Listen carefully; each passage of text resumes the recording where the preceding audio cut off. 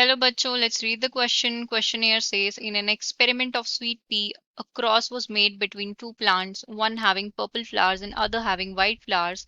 In F1, all had purple flowers and in F2 it was modified Mendelian ratio. What is the phenomena called? So for this question हमारे पास key concept क्या होगा? Key concept would be inheritance of flower color. Inheritance of flower color in sweet pea.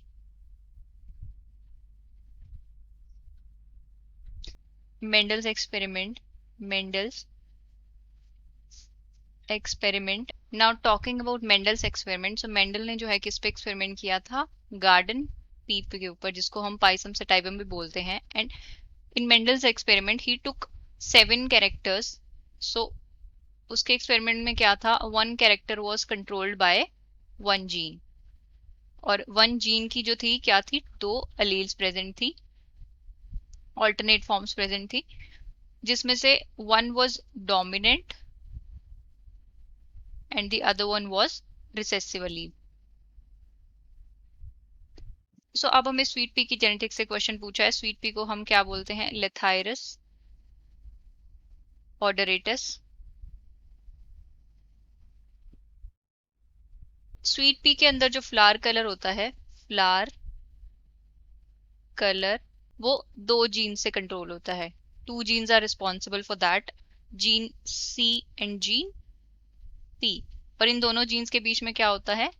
Gene interaction. Means genotype of both gene C and P are responsible for color production, responsible for flower color. Flower colour के लिए जो है सी और P दोनों jeans का genotype जो है responsible होता है. सो स्वीट पी के अंदर कलर प्रोडक्शन कैसे होता है? We have a colourless precursor जो कि किस में कन्वर्ट होता है? कलरलेस इंटरमीडिएट में. Colourless intermediate. And colourless intermediate क्या बनाता है? Finally anthocyanin. एंथोसाइनिन पिगमेंट बनाता है और एंथोसाइनिन जो है वही क्या प्रोड्यूस करता है? Purple colour. वो फ्लावर्स को क्या देता है? पर्पल कलर देता है. अब यहाँ पे जीन होती है, जीन सी, जो कि क्या प्रोड्यूस करती है? एंजाइम सी. और वो एंजाइम सी जो है कलरलेस प्रिकर्सर को कलरलेस इंटरमीडिएट में कन्वर्ट करता है. और इस वाले पाथवे में यहाँ पे काम करती है जीन पी, जो कि बनाती है एंजाइम पी. और एंजाइम पी जो है कलरलेस इंटरमीडिएट को एंथोसाइनिन में कन्वर्ट करता है. सो एंथोसाइनिन यानी पर्पल कलर प्रोडक्शन के लिए सी और पी दोनों जीन्स का होना इंपॉर्टेंट है. अगर एक भी जीन इनमें से नहीं होगी या फिर रिसेसिव कंडीशन में होगी तो क्या होगा? एंथोसाइनिन प्रोडक्शन नहीं होगी. तो उस केस में फ्लावर कैसे बनेंगे? व्हाइट फ्लावर बनेंगे. मींस पर्पल कलर के लिए सी और पी दोनों का होना इंपॉर्टेंट है. और इन जीन्स को हम क्या बोलते हैं? इनको हम बोलते हैं कॉम्प्लीमेंट्री जीन्स. Complementary genes. तो कॉम्प्लीमेंट्री जीन्स क्या होती हैं? These are two independent pair of gene. 2 independent pair of gene होती हैं which interact to produce a trait together, जो कि एक दूसरे के साथ इंटरैक्ट करके एक ट्रेट बनाती हैं.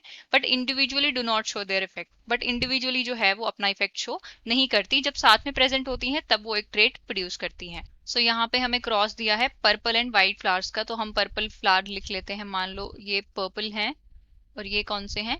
स्मॉल सी वाले. वाइट हैं और ये हमने लिए हैं पर्पल कलर फ्लावर्स लिए हैं.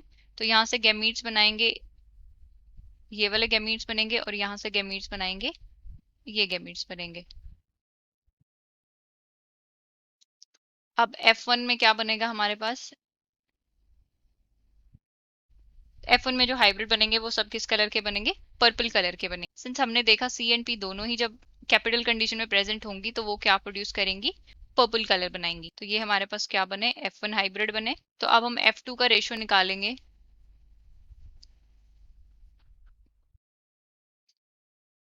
तो इनकी क्या कराएंगे हम? सेल्फिंग कराएंगे.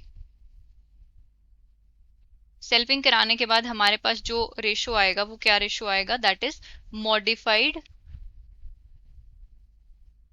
Mendelian ratio. Mendelian ratio, Mendelian ratio क्या होता है, 9:3:3:1 होता है एक टिपिकल डायहाइब्रिड क्रॉस का।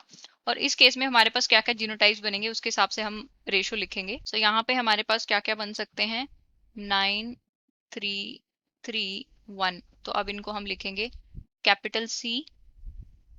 तो एक तो जीनोटाइप ये बन सकते हैं, यहाँ पे कैपिटल भी हो सकता है स्मॉल भी हो सकता है, डजेंट मैटर, वो सब क्या बनाएंगे, पर्पल बनाएंगे, एज लॉन्ग एज सी और पी दोनों साथ में प्रेजेंट हैं। तो दूसरा है हमारे पास,